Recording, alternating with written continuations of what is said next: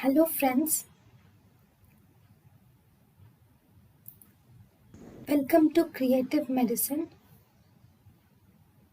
In this lecture, we will learn about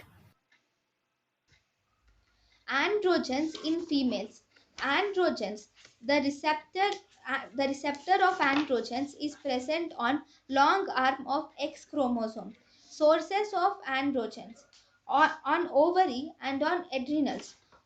In the ovary, androgen releases androstenedione, testosterone, dihydroxyepiandrosterone. Androstenedione um, is the most common androgen which is released from the ovary. Whereas adrenals releases dihydroxyepiandrosterone and dihydroxyepiandrosterone sulfate.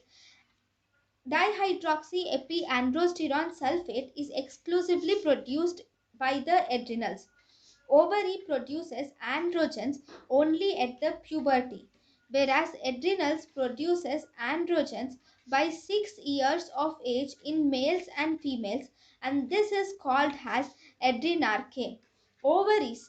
Ovary action of ovary is dependent on hypothalamo pituitary ovarian activities, whereas activity or action of adrenals is independent of hypothalamo pituitary ovarian action.